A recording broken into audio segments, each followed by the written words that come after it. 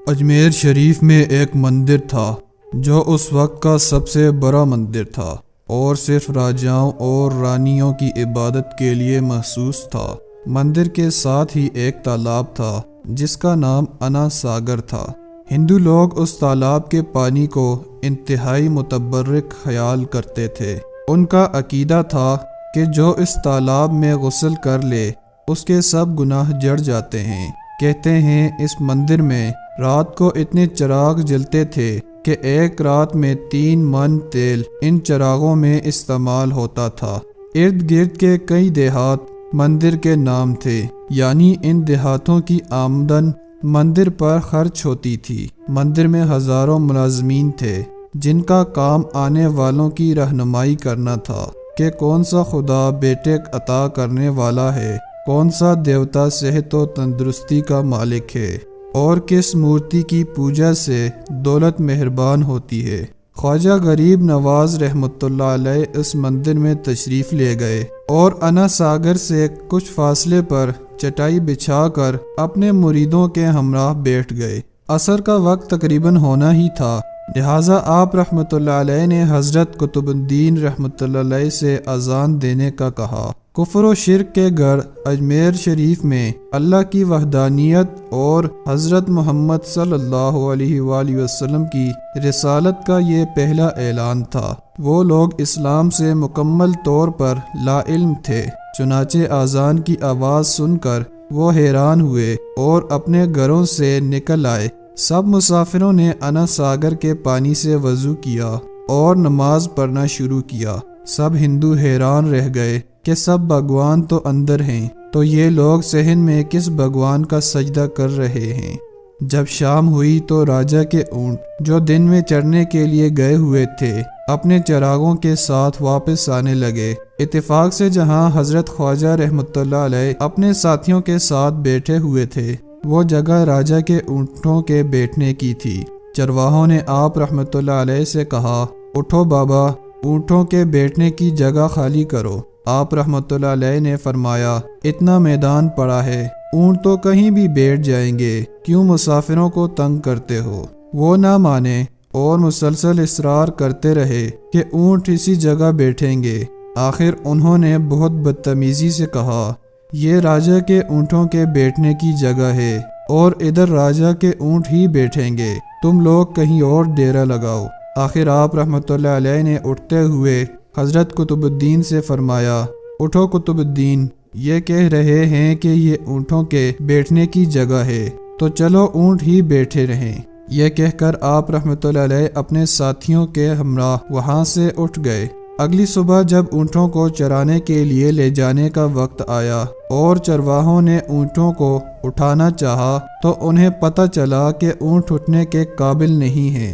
انہوں نے اونٹوں کو مار مار کر زبردستی انہیں اٹھانا چاہا، لیکن وہ بیٹھے ہی رہے۔ چرواہے پریشان ہو گئے کہ جو اونٹ ان کے ایک اشارے پر اٹھ بیٹھتے تھے آج کیوں نہیں اٹھ رہے۔ آخر انہیں یاد آیا کہ کل اس مسافر فقیر نے کہا تھا کہ چلو اونٹ ہی بیٹھے رہیں۔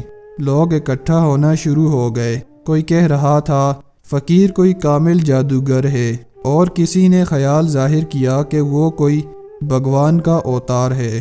یہ بات راجا تک پہنچ گئی کہ ایک مسافر فقیر نے راجا کے اونٹوں پر جادو کر دیا ہے۔ راجا نے حضرت معین الدین رحمۃ اللہ علیہ کو پیغام بھیجا کہ تم کیسے فقیر ہو جو بے زبانوں کو باندھ رکھا ہے، یہ بیچارے بھوک اور پیاس سے مر جائیں گے، اس لیے مہربانی کر کے اپنا جادو واپس لے لو۔ آپ رحمۃ اللہ علیہ نے فرمایا، ہم مسلمان ہیں اور مسلمان بد دعا نہیں کرتے، نہ ہی جادو۔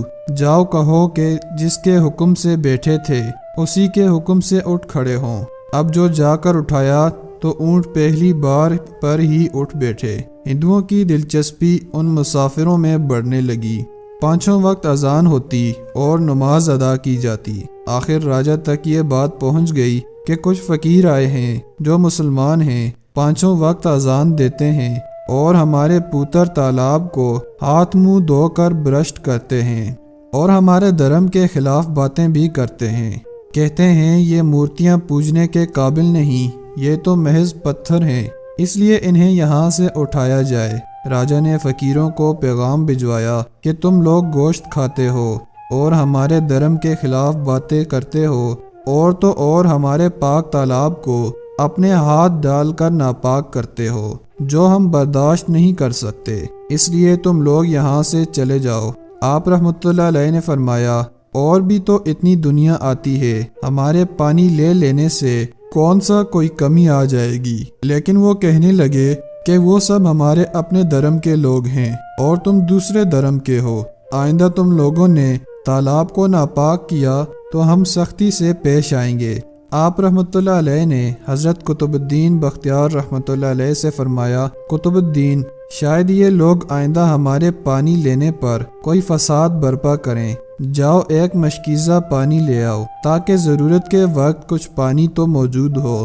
لہٰذا حضرت قطب الدین رحمۃ اللہ علیہ نے ان سے فرمایا، چلو ہم مشکیزہ بھر لیتے ہیں۔ وہ اس شرط پر مان گئے کہ تمہارا جسم پانی سے نہ چھوئے۔ حضرت قطب الدین رحمۃ اللہ علیہ تالاب کی سیڑھیوں پر جا بیٹھے اور مشکیزہ پانی میں ڈبو دیا۔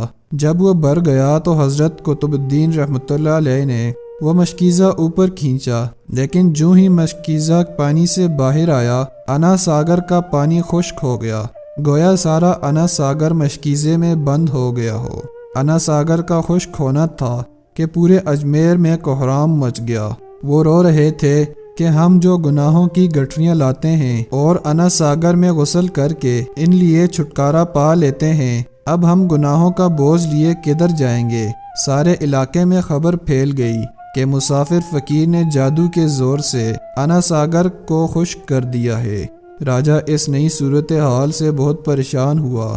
اس نے اپنے وزیروں کو بلایا، سب نے یہی کہا کہ فقیر یا تو جادوگر ہے یا پھر وہ واقعی کوئی کامل فقیر ہے۔ ساتھ ہی وہ پریشان ہوئے کہ اجمیر کی رونق تو تھی ہی انا ساگر کے دم سے، اس کی وجہ سے لوگ دور دور سے اجمیر آتے تھے اور اپنا ایمان تازہ کر کے لوٹتے تھے۔ انا ساگر کے خشک ہو جانے سے ہندو دھرم کی تبلیغ کو دھچکا لگے گا، اور یہی تشویشناک بات تھی۔ آخر طے پایا کہ فقیر سے مذاکرات کیے جائیں۔ آخر وہ چاہتا کیا ہے؟ اگر اس کے مطالبات معقول ہوں تو تسلیم کر لیے جائیں، یا پھر سب مرد، عورتیں اور بچے جا کر فقیر کی منت سماجت کریں کہ لوگوں کو پریشانی سے نجات دلاؤ اور ہم پر کرم کرو، ہم پاپ کا بوجھ اٹھائے کدھر جائیں گے اور کیسے سکون پائیں گے؟ یہ تجویز زیادہ آسان تھی، لہٰذا تمام لوگ بابا صاحب رحمۃ اللہ علیہ کے پاس آئے اور بولے، بابا تم وضو بھی کر لیا کرنا، لیکن بھگوان کے واسطے ہمارا انا ساگر ہمیں لوٹا دو۔ آپ رحمۃ اللہ علیہ نے حضرت قطب الدین رحمۃ اللہ علیہ سے فرمایا، جاؤ قطب، مشکیزہ واپس تالاب میں ڈالاؤ۔ جو ہی مشکیزہ تالاب میں الٹایا گیا، انا ساگر کناروں تک اچھل آیا۔ اس پانی نے کئی دلوں کو دھو ڈالا۔